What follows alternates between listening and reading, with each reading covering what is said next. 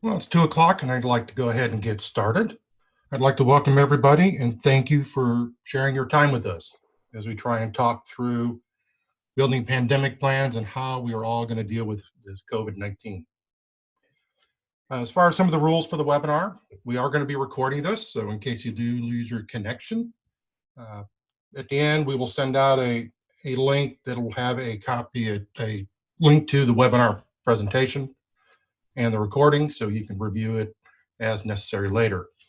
We'd like you to use the Q&A feature that Zoom has. So towards the bottom of your screen, it should pop up Q&A. Please use that instead of chat.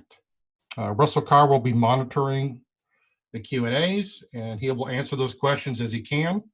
But every now and then, about every 10, 15 minutes, depending on each section of the presentation, I'll go ahead and answer those questions that have already popped up.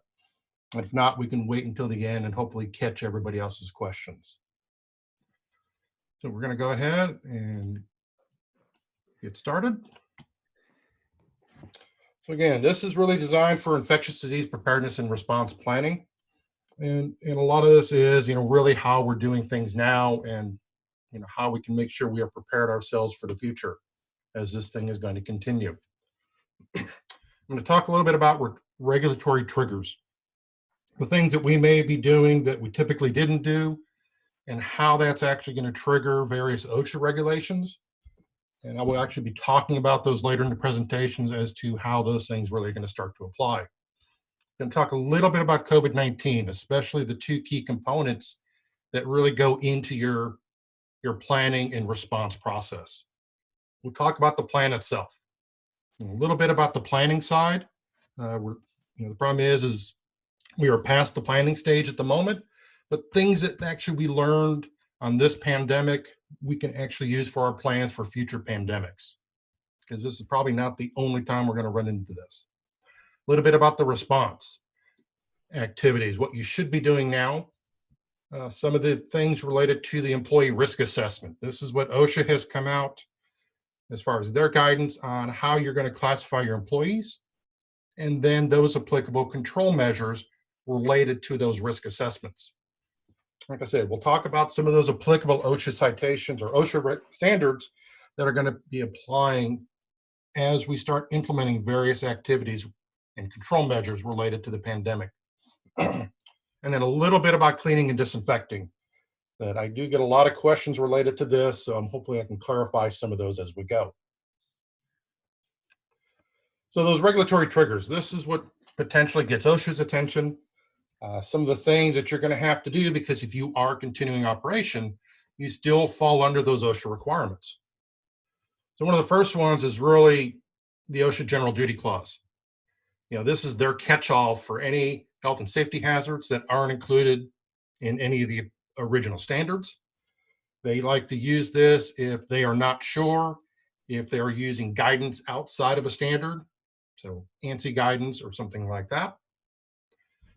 Basically, you have to assess all your workplace, identify, control, and mitigate any recognized health hazards. And the problem is they have considered COVID-19 as a recognized hazard. So if you're going to continue operations during the step, you must control the employee's exposure to that hazard. And these steps are actually what goes in to that preparedness and response plan, all of those various pieces.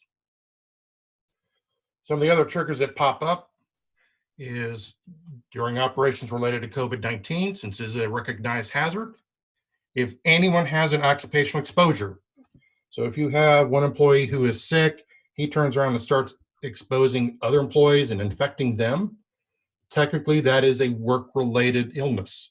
That is an occupational exposure. It is a recordable illness. So that's the hard part, is you're going to have to determine, did an employee get sick related to work exposure or outside exposures? It goes logged on your OSHA 300, will get reported to OSHA when you file your electronic at the end of the year. But this does not cover the flu, your standard flu symptoms. So it's only related to the pandemic itself. Another trigger that's out there is you may trigger your hazard communications plan.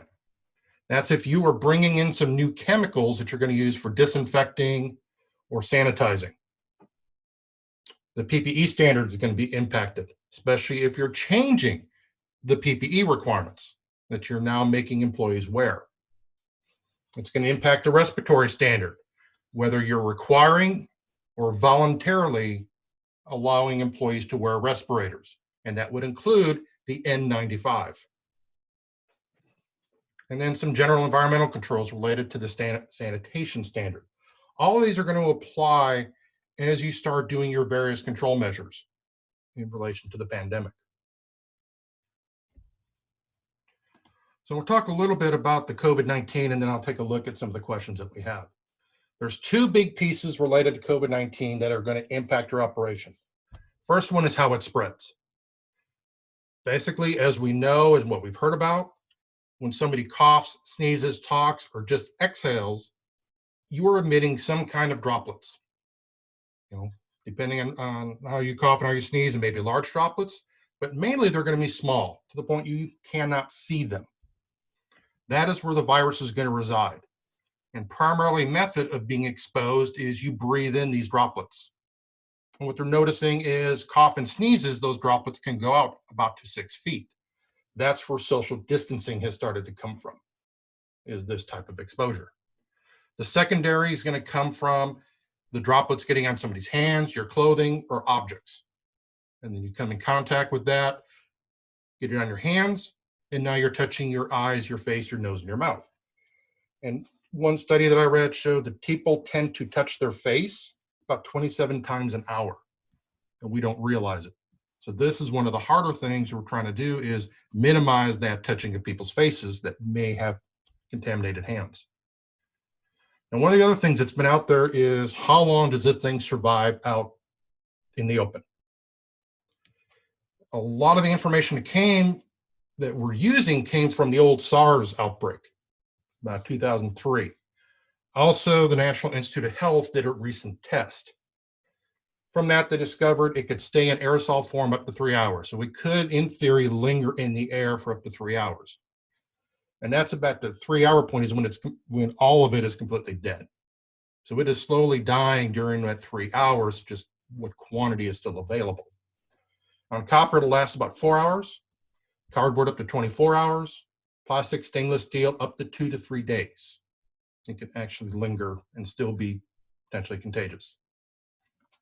Understand, the test that they did was under a very controlled temperature and humidity conditions.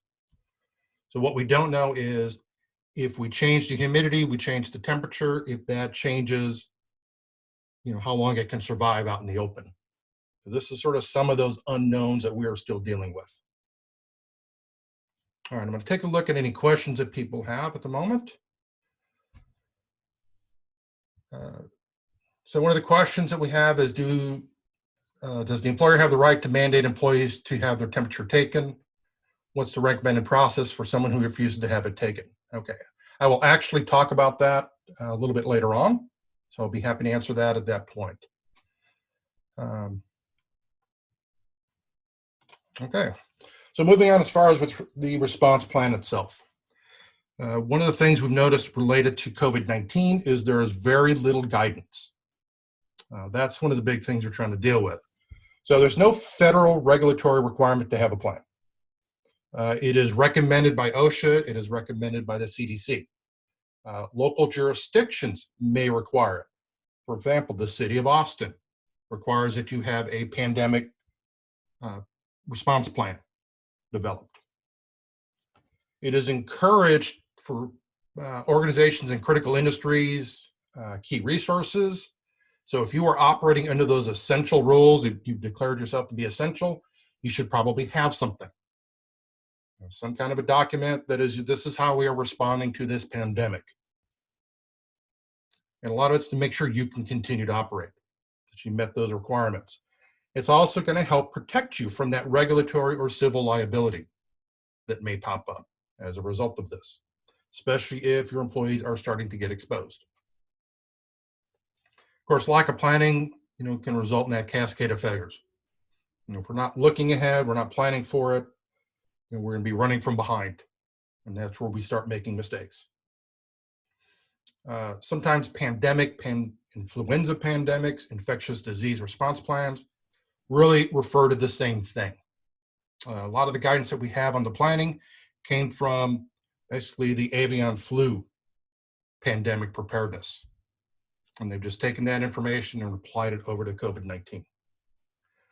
So understand that each pandemic is going to be different. Flexibility is going to be required. So we're going to have to sort of keep up with what is going on with this one. So what's going to be in that plan? You're looking at pandemic planning. You're assessing your risks. And the problem is we're sort of past that at this point. You still are going to have a bunch of risks related to this as this pandemic continues. And it's going to last a bit. It's not going to end in 2 weeks. This thing is going to probably last for several months as we keep going. So what you need to do is start looking at what risks I have now. What risk am I going to have in the future? And how that's going to impact my business. And you start executing your response. So when do I start executing specific phases of my plan? You look at your employee risk assessment. So you're looking at the jobs your employees are doing. What is their exposure risk? And then we take proper control measures, whether engineered, administrative, or personal protective equipment. Okay. So when we look at the planning side of this, really understand these things impact the country and the world. It's not like a natural disaster that's really limited geographically. It's going to last a while. There's probably going to be multiple outbreaks. We're going to see multiple peaks related to this.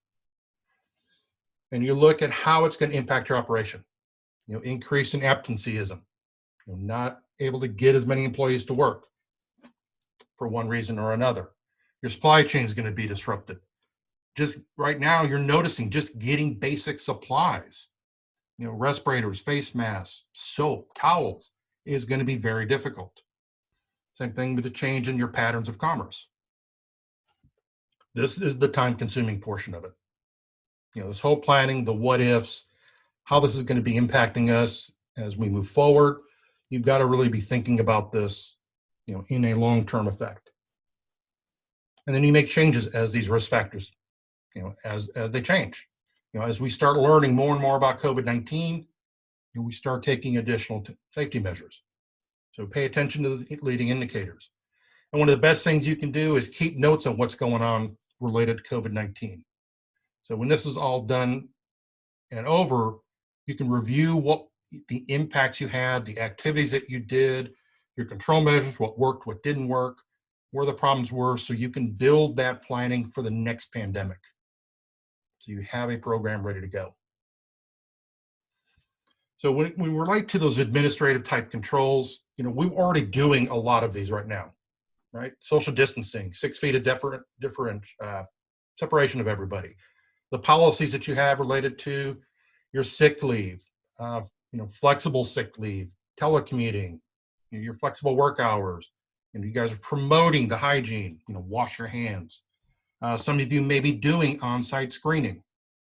So the question that came up with the temperature is the EEOC recently made a change beginning of this month saying that you are allowed to take temperatures during the pandemic.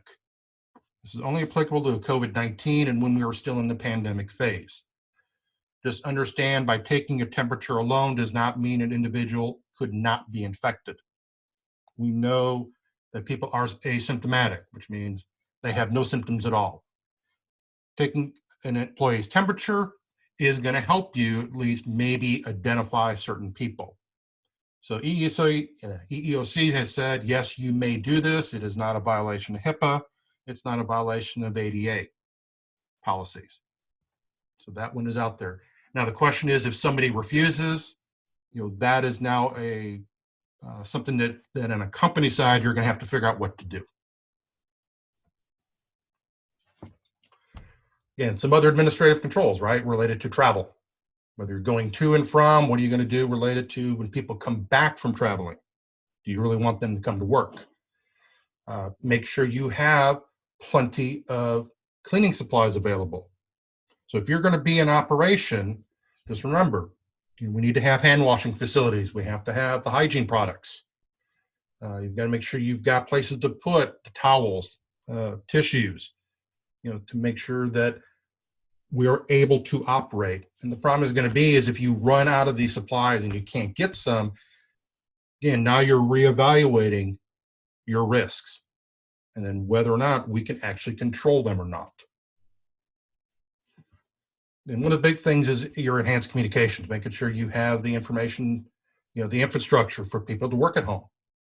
To do that remote access is an important thing that some companies got caught short on.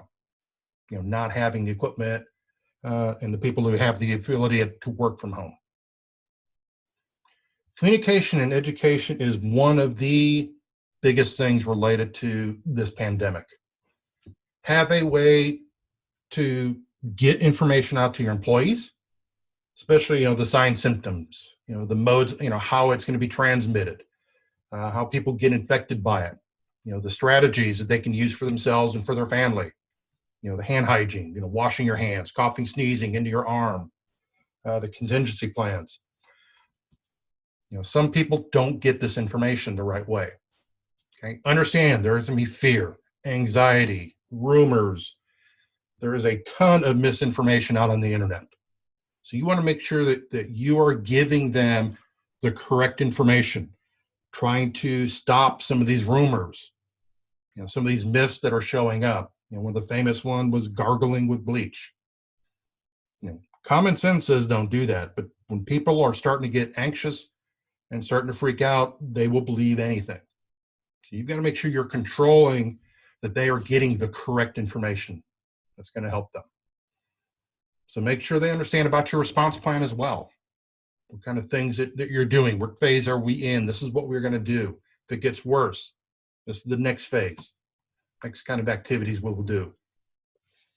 And like I said, make sure you're communicating with your employees, whether it's training, posters, announcements, newsletters. I was talking with somebody last night who basically works, transportation. They've gotten nothing. They just here's 2 bottles of hand sanitizer and a pair of gloves. Go for it. They're not sure what's going on. So again, effective communication is going to be the key. And make sure you're identifying where to get your information from. It needs to be reputable sources, needs to be the CDC, WHO, OSHA, the state of Texas, city of Austin, those local jurisdictions. Your local news is probably having some kind of announcement. If it doesn't look right, make sure you go to official sources to find out if it's accurate. All right, let me take a quick look on questions. Okay. Nothing new. All right. So when you're planning for the worst and you're just hoping for the best as it comes through. So now we are actually in this pandemic, right? It's been declared. Understand what your trigger points are. We're past the point of dusting off our plan. That should have been done probably a couple months ago, but you are already implementing certain control measures. I'm sure everybody has some kind of control measures they've in place, whether it's administrative, could be PPE related, but we've already done something as we've moved on. Make sure you have a pandemic coordinator or a team. Okay, they should have some defined roles. They're the ones that are going to try and keep up with all of these requirements and making sure that communications is put out. They're trying to maintain communications with management. What is going on? What are the changes that are out there? Contacting customers, suppliers, making sure that we still have that transportation link. Make sure that information is getting out to these employees as we go through it. So one of the big aspects that's out right now, and this is the stage that really almost all of us are in, is understanding our employee risk. So OSHA has created basically 4 categories of risks, from very high all the way down to that lower risk. And we're going to sort of take a look at these. The first one, very high risk job tasks. So these are really related to the medical community.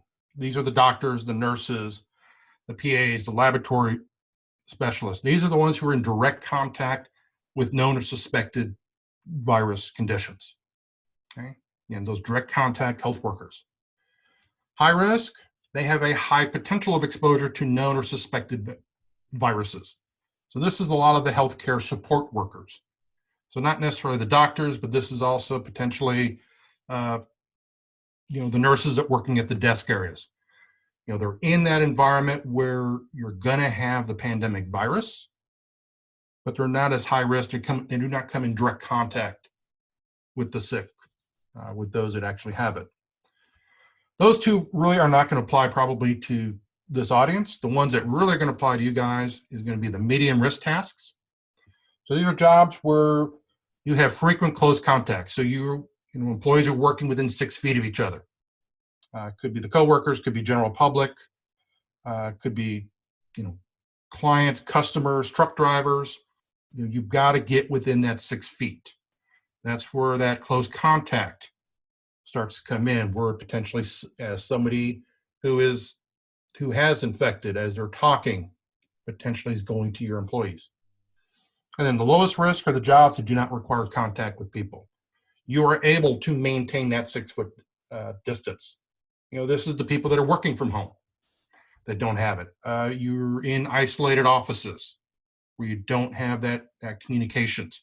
You're able to maintain that 6 feet, even in the lunchrooms, break areas, things like that. So like I said, really, these are the two that are going to apply to most of us as we go through it. So we know the risks. So we know what risk factors our employees are in. And your employees could be in different risk factors. Some may be in the low, some may be in the medium. You've got to really evaluate the task, the department that they're working in, and where those conditions start to show up. So once you know your risk, now you start implementing your control measures. And the first thing is the hierarchy of controls. This has been around for a long time. This is the way standard OSHA way of controlling your hazards. Eliminate or substitute it. Well, it's going to be hard to eliminate or substitute the hazards. Okay, they're there. What you're stuck with is engineering controls. This is basically isolating the people from the hazard. This is typically something that is fixed, something that is sort of a permanent type of activity. It doesn't really involve the employee having to do something related to this control measure. And we'll talk about those specific ones related to the risk here in a second. Administrative controls, that's your process procedures. These are really easy to implement, but they're really hard to sustain, and it involves employee involvement. The last thing you want to be considering is the PPE. You may have to use protective equipment until you can get the other two control measures in place, but this should be the last thing that we're using. It's the only thing we have left to protect our employees. So when I look at it related to the risks, so under the medium risks, basically what the CDC and OSHA say is follow your general guidance on hygiene, social distancing, washing your hand, sneeze etiquette, all that kind of stuff. What they want for engineering controls is some kind of physical barrier, clear plastic sneeze guards where you can. Could be increasing your ventilation system, increasing how many times the air gets changed over in certain areas. Avoiding contact, getting within that 6 feet. Looking at more internet-based, phone-based, customer deliveries. Again, we're trying to figure out how to keep these employees, keep that distance out there. Identifying new ways you can keep your employees and customers healthy. When it comes to administrative controls, like I said, a lot of it we're doing it. So one of the things they have said is offering face masks to ill employees or customers. These are people who are ill, who we know they are, until you can actually get them out of the workplace. This could be somebody who starts showing symptoms while they're at work. You want to go ahead and get a mask on them, something on them, so that again, we're trying to minimize how many droplets are coming out of their mouth before you can actually get them off site. Limit your customers, vendors, limit it to the work site or to specific areas where you can control them.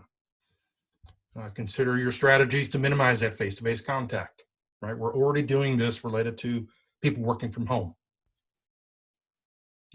Communicate availability for medical screening. So this could be where You may be doing some medical screening as people come in, taking temperatures, asking them how they're feeling.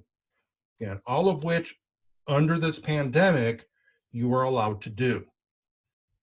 Do you have other resources, telemedicine services related to maybe the healthcare plan that your company has those options?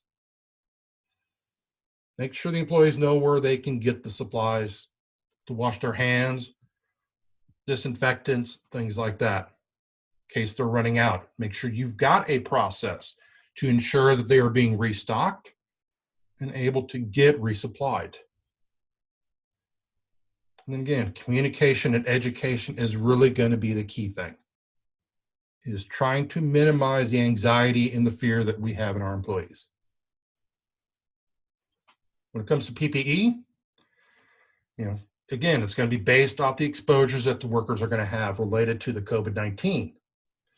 So when you're doing that pandemic assessment, you're looking at, okay, how is someone going to get contaminated with the droplets? Is it potentially on a surface? Is it through the breathing process? And then based off that, you're going to pick the protective equipment that's going to match it. Okay, you're protecting the workers from the specific hazard. Okay, and making sure that it also doesn't interfere with other protective equipment that they have to wear.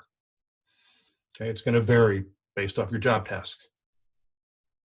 Okay, consider function, fit, your decontamination abilities, the disposal, the cost, and one of the key things now is availability of this PPE. And if anyone who's been trying to get it, you cannot get those N95s. I mean, they're really tough to get a hold of. And I'll talk a little bit more about respirators and face masks here when I get into the actual standard. For those with low risk, this is easy. Follow your general guidance. General hygiene, what everybody's doing right now. They do not recommend any additional engineering controls other than what they are, what they would typically have for their job. They're not really saying anything related to administrative controls other than that work from home option. Most of the things that we are currently doing is the best way to describe that one. Okay. Any other things that may come in, and PPE, really you should not need any PPE in that low risk group related to the COVID-19. Now, if they're doing a job task that requires other protective equipment, then yes, they need to be wearing that as well, wearing that typical stuff. All right, before we get into standard, okay.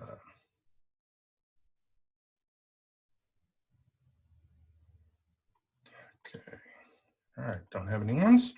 All right, so I'm going to get into the standards themselves now. Looks like Frank Martinez raised his hand. If you have a question, Frank, if you can use the Q&A and just type in your question, and I'll go ahead and answer it for you as best we can. So when I started looking at, we look at the standards. This is really how it's going to start to impact us, and especially those of you who may not be using any of these, because the way that your business is operating, you may not have any of these standards applicable to you. But depending on what you're doing, now you may trigger these. So the first one is the Hazard Communication Standard. CFR, 1910-1200. Right? Basically, it's the chemical safety program. That's what a lot of people think about when they hear about the Hazard Communication Standard. If you have to implement it, you've got to have a written program. Okay, there is a process, there's requirements that go into that. If you're bringing in chemicals for disinfectant, so you're bringing in bleach, you're bringing in, IPA, isopropyl alcohol as a disinfectant that you're going to clean off work surfaces, equipment. You now have to have the safety data sheets for it. Make sure you have those. If you're trying to use bleach as a disinfectant, you're diluting it. Now it's going into maybe a spray bottle. You have to have a label on that bottle that meets the protective standard requirements. So you have to label those. And then you have to make sure your employees are now trained on the hazards of that chemical that they are starting to use. So it's not just we got the bleach, there's pieces that all get flowed into this that you got to make sure you're in compliance with. When it comes to the PPE standard, 1910-132, you have to do those hazards assessments. So as you have done those job task assessments, you should probably be documenting those. as to how you made that assessment, how you determine that risk. And then this is the exposure, and this is the bright PPE that we are going to use to protect the employees. If you are providing protective equipment, it is provided at no cost to the employee. And your employees have to be trained on how to put it on and how to take it off, and making sure that they understand their proper procedures on how to do that. Okay. The biggest one that seems to be impacting everybody is going to be the Respiratory Protection Standard. 1910-134, that's really where we're getting into dust masks, gas masks, N95s. Okay. So when you require an employee to wear a respirator, and that would include the N95, you now trigger all the provisions of the standard. This does not include face masks, and I will talk about face masks in a couple slides here. Okay, all the provisions. If you are requiring an employee to wear a respirator, has to be NIOSH certified for that function. You have to have that written respiratory protection program, which includes respiratory administrator, the selection of the PPE or that respirator based off the hazard, the medical questionnaire, the respiratory protection training. They have to be fit tested, and you have to ensure that you can maintain the stocks for it. Again, using like N95s, are designed to be disposable. So making sure you've got replacements for that. Now, OSHA has what they call the voluntary use rule. This is if you voluntarily allow your employees to use respirators, and this again includes the N95 mask. Okay, so you can either purchase them. So you may have bought a couple boxes of N95s, and you said if you want to wear them, you're allowed to wear them, or they may have brought them from home. Okay, as long as they're wearing it, because there's no hazard that are above the permissible exposure limits. And the problem that we have right now is there's no permissible exposure limit for COVID-19. You have to provide them a copy of Appendix D of the standard that is explaining the rules related to voluntary use. If they're going to wear it, they cannot create a hazard or interfere with other protective equipment that they must wear. And the facial hair restrictions are not prohibited, which means you could have somebody with a beard wearing an N95, but they really don't encourage them to do that because, again, they're not getting that face seal. Because, again, this is only required if they are below exposure limits and they decided they're wearing it on their own. Okay. If you're going to use like regular normal face masks, like the half face or the full face respirators, like I have down below, in that case, they have to have the medical questionnaire. You got to make sure they are healthy enough to wear it. You've got to train them on the inspection, care, and maintenance, but fit testing is not required. Because again, I'm not protecting them from, overexposure to a specific hazard. Another thing on the voluntary use, like the N95s, okay, sometimes referred to as a dust mask. Understand, this is made of paper, some kind of layered paper. The entire face piece is a filter designed to filter particles as small as 0.3 microns. The COVID-19, the actual virus itself, is smaller than that. So just understand, it's not necessarily going to provide that full protection. You can have the cool fit that have the little exhalation valves in it, but you just can't use those in a sterile or like a clean room type environment. And again, Appendix D is going to be required. No medical clearance or fit testing is going to be required on this, and just minimal training and use. So that's the use of an N95 as protective equipment. So here's where face masks come into this. Face masks are not respirators. That's the biggest thing to understand. Basically, CDC has recommended these cloth face masks, or the ones that you can buy. They're all over the place right now. Okay, understand they're loose fitting. They provide only a barrier protection against droplets. That's all they're going to do. It's recommended for social settings. There has been no guidance as far as use in industrial settings at this point. So everything that we are seeing related to the CDC is they want people who are out and about putting these things on because of those asymptomatic employees or those people that are out there. We don't know what the business and legal requirements are as far as, can you require someone to wear a face mask at work? What happens if they don't wear one?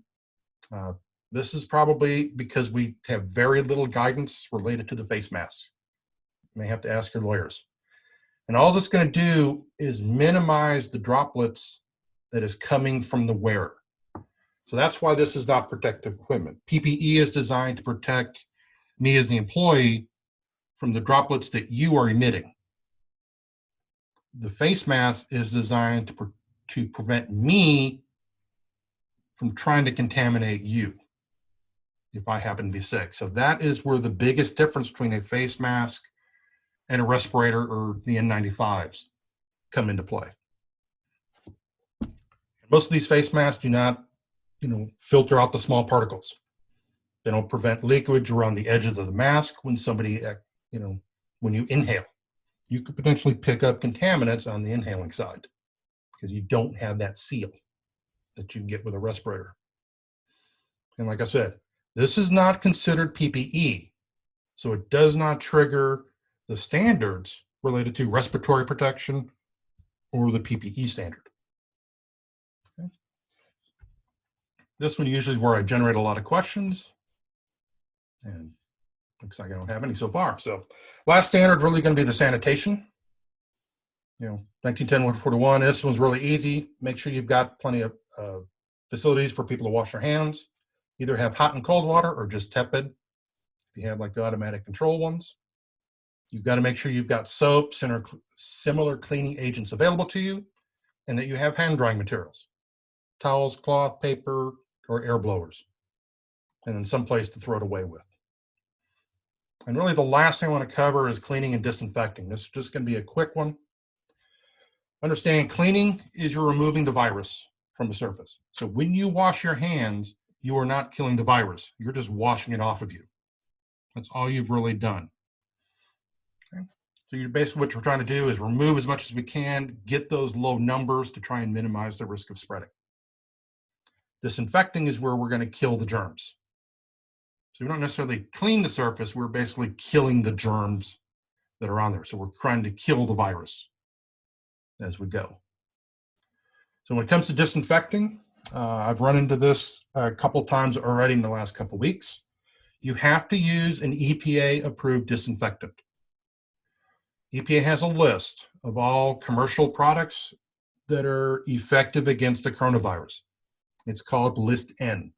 If you just type EPA List N, it will probably take you to the website. This list is being updated literally daily as it goes. So if you don't find something on there today, you can probably look tomorrow and it may show up.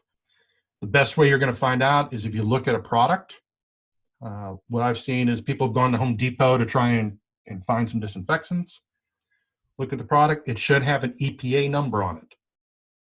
And you can search the EPA number. It will tell you whether or not it's good for COVID-19. Okay. Another one that they recommend is diluted household bleach. And most of those bleaches, again, you want to make sure it has an EPA number that is effective against COVID-19. Make sure it's not past its expiration date. If it's expired, it will not be as effective. You basically want to mix about 1/3 of a cup of bleach to a gallon of water. That is the best thing as far as that will eliminate the virus, it will kill the virus and not create overexposure to the employees that are actually going to be using it. Follow your manufacturer's instructions on the application and proper ventilation. So one of the things that List N will tell you is going to be how long it has to remain wet on the surface that you are trying to clean. Some of these may be 1 or 2 minutes, but I've seen them as long as 20 minutes, that it has to remain wet to allow the proper disinfectant. Another one out there is alcohol. People are using a lot of like isopropyl alcohol. has to be at least 70%. Okay, you do have the ability to dilute if you have it at 99 or 93%. There's a formula that you can use to actually dilute it down to 70. Okay, if things are dirty, you want to clean it with soap and water and then go ahead and disinfect it. Because if you have a lot of dirt there, your disinfectant may not actually reach where the potential virus is. Follow the instructions on your label. Yeah, like I said, you want to keep that surface wet for several minutes to make sure that you killed the germ. Okay. All right, here's some additional information. Actually, that last one where the EPA is actually the link to their list N that gets into. So that's always a good one to keep handy. But pretty much like I said, Google EPA list N, it should pop right up. Okay, one of the things that we are offering our webinars attendees is if you have questions on what I've talked about, help with your plans, help with solutions, go ahead and give us a call. There's our email too that you can send questions to, and we will try and get back to you as quickly as we can and as busy as we are. So with that, I'm really looking at questions that are out there.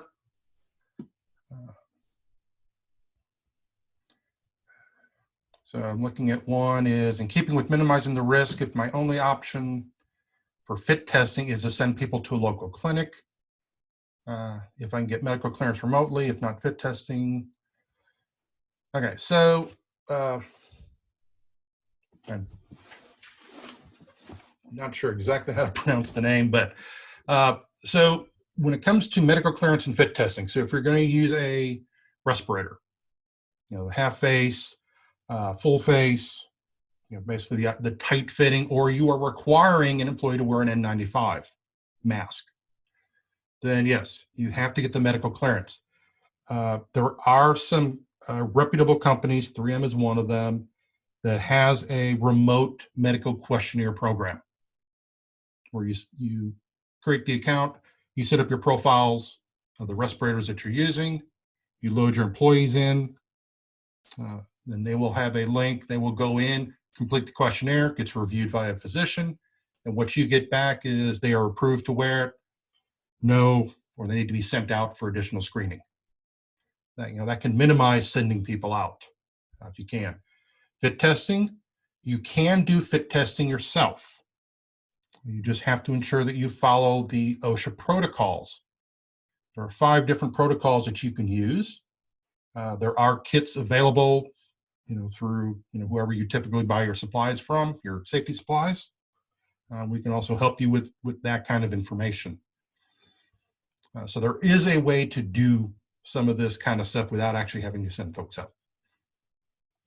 CDC guidance is for cleaning is 60%. So one of the things and I was confused about this as well. What they're saying is 60% for hand sanitizers. So that Perel should be 60%, but for disinfecting, so if you're going to try and spray things down, you're trying to disinfect, they're saying 70% is where you want to be. Somebody asked, can we,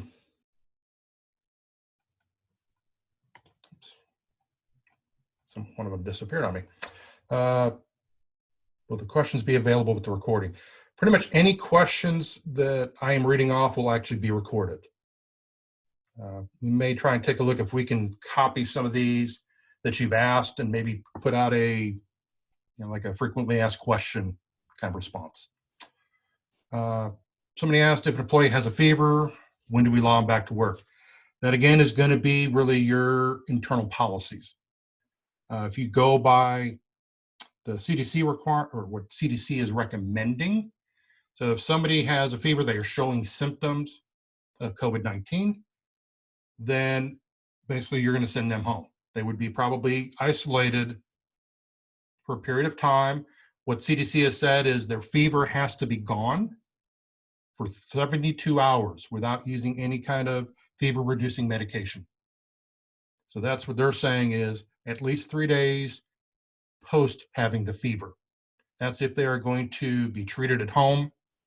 They're not sick enough where they have to go to the hospital or to a doctor. In a lot of cases, they really don't want people going to the doctor unless it is really severe, as we've noticed. That's where a lot of our clinics now are doing telemedicine. Call first. They will take your symptoms, and then they will probably advise you as what to do. The question is going to be, in some cases, do we need a note from a doctor? That could be difficult. I think the clinics are really working on trying to fix that problem. But basically, the CDC guidance at the moment is fever-free for at least 72 hours before they can return. And I want to make sure I've got all the questions. Do we treat any cleaning equipment used to clean up an area as hazardous material or dispose of normally? So depending on what you're using, so now you've got to turn around and now you're looking at the, at least in the state of Texas, the waste requirements. So does that waste, so the bleach or whatever it is you're using, exhibit any of the characteristics of a hazardous waste? Then you would have to manage it as such. If it doesn't meet those characteristics and you can classify it as a Texas Class 2 waste in your normal plant trash, then yes, you could dispose of it normally. So it's going to depend on what you're using and how that waste is going to be classified, as with all of our waste that we have. That's pretty much covers what I have. Hopefully, I want to thank you for all attending. Hopefully, I was able to answer some of these questions, hopefully clarify maybe some of the confusion that is out there. I will keep this open for a little bit longer if you still have questions. I'll go ahead and answer those. But again, I want to thank you for this, and we will be sending out a link to the video presentation probably sometime later today. So hopefully everybody's staying safe. You're all working. Again, we are here to help if anybody ever has any questions. Thank you for taking the time.